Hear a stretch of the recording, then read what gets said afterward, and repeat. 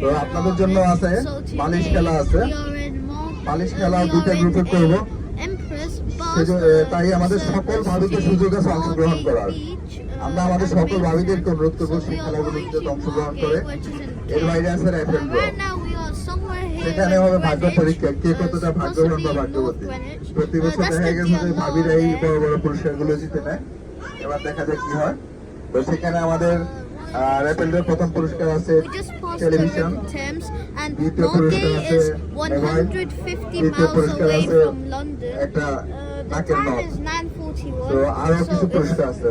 সবার কাছে অনুরোধ থাকবে শুধু যাওয়ার জন্য যাওয়া না, আমরা যেন একটা দিন সবাই একসাথে উপভোগ করতে পারি, আনন্দ করব, সবাই সবার সাথে আন্তরিকতার সাথে মিশবো, আনন্দ করব, একটা দিন আমাদের উপভোগ করব।